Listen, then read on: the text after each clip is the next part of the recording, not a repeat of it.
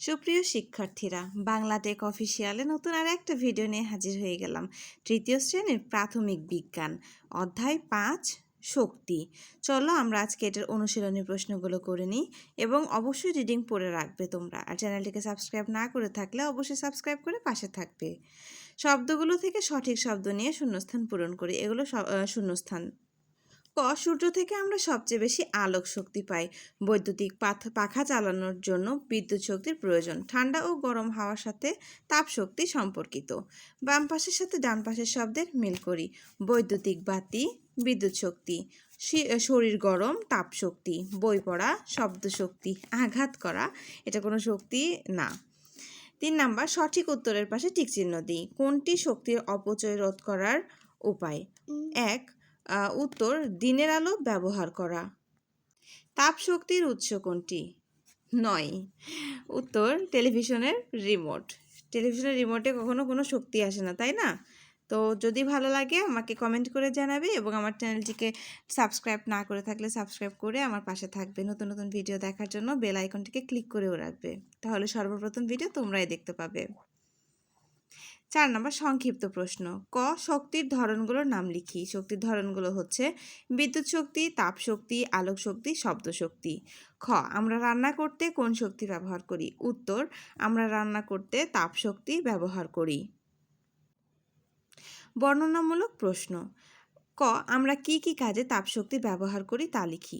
উত্তর, তাপশক্তি আমাদের দৈনন্দিন জীবনে গুরুত্বপূর্ণ ভূমিকা পালন করে। আমরা বিভিন্ন কাজে তাপশক্তি ব্যবহার করি, যেমন রান্নার কাজে গ্যাসের চুলা, ইলেকট্রিক ওভেন বা মাইক্রোওয়েভ ব্যবহার করে খাবার রান্না ও গরম করা হয়।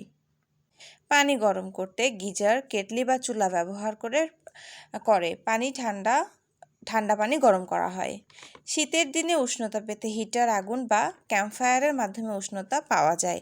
বিদ্যুৎ উৎপাদনে তাপবিদ্যুৎ কেন্দ্রগুলিতে কয়লা, গ্যাস বা তেলের মাধ্যমে তাপশক্তি ব্যবহার করে বিদ্যুৎ উৎপন্ন করা হয়। শিল্প কারখানায় লোহা গলানো, বিভিন্ন ধাতব বস্তু তৈরি ও বিভিন্ন রাসায়নিক প্রক্রিয়ায় তাপ শক্তি ব্যবহৃত হয়।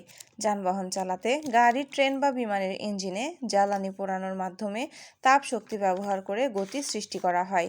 তাপ শক্তি আমাদের জীবনের এক অপরিহার্য অংশ এবং এটি সঠিকভাবে ব্যবহার করলে আমাদের জীবন সহজ ও সুবিধাজনক হয়। খ, উপরের ছবিটি একটি বসবাসের কক্ষের ছবি। এই কক্ষে বসবাসের সময় কি কি কাজ করলে শক্তির অপচয় কমবে?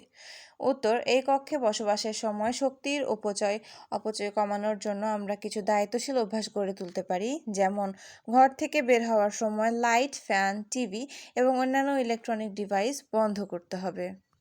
দিনের বেলায় জানালা ও পর্দা খুলে রাখা উচিত, যাতে সূর্যের আলো ঘরে প্রবেশ করে এবং অতিরিক্ত বাতি জ্বালানোর প্রয়োজন হয় না। এলইডি বাতি, সাশ্রয়ী ফ্যান ও ইনভার্টার প্রযুক্তির ইলেকট্রনিক ডিভাইস ব্যবহার করলে বিদ্যুতের খরচ কম হবে। ফ্যান, লাইট ও অন্যান্য বৈদ্যুতিক সরঞ্জাম নিয়মিত পরিষ্কার ও রক্ষণাবেক্ষণ করলে তা দক্ষতার সাথে কাজ করবে এবং শক্তি কম ব্যয় হবে। মোবাইল, ল্যাপটপ বা অন্যান্য ডিভাইস চার্জ হয়ে গেলে তা চার্জার থেকে খুলে রাখা উচিত, এতে বিদ্যুৎ অপচয় কমবে। তাপমাত্রা স্বাভাবিক হয়ে গেলে ফ্যান বা এসির গতি কমিয়ে দেওয়া বা প্রয়োজন হলে বন্ধ করা যেতে পারে। এই ছোট ছোট অভ্যাসগুলো মেনে চললে শক্তির অপচয় রোধ করা সম্ভব এবং বিদ্যুৎ খরচও কমবে, যা পরিবেশ সংরক্ষণেও সহায়ক হবে। শক্তির অপচয় রোধ। সাধারণত আলো, বিদ্যুৎ, তাপ বা অন্য যে কোনো ধরনের শক্তি তৈরি করতে তেল, গ্যাস, কয়লা ইত্যাদি ব্যবহার করা হয়। পৃথিবীতে এগুলোর পরিমাণ সীমিত। এগুলো শেষ হয়ে গেলে শক্তির ঘাটতি দেখা দিতে পারে। তাতে বেঁচে থাকা কষ্টকর হয়ে যাবে। তাই আমাদের শক্তির অপচয় রোধ করা উচিত। বিভিন্ন উপায়ে আমরা শক্তির অপচয় রোধ করতে পারি, যেমন কাজে শেষে বাসাবাড়ি, বিদ্যালয় বা অফিস কক্ষে বাতি, পাখা ইত্যাদি বন্ধ রাখা, টিভি দেখা শেষ হলে সঙ্গে সঙ্গে বন্ধ করা, রান্না শেষ হলেই চুলা বন্ধ করা, বারবার ফ্রিজ খোলা থেকে বিরত থাকা এবং কাজ শেষে ফ্রিজের দরজা বন্ধ করা, দিনের আলো সর্বোত্তম ব্যবহার করা।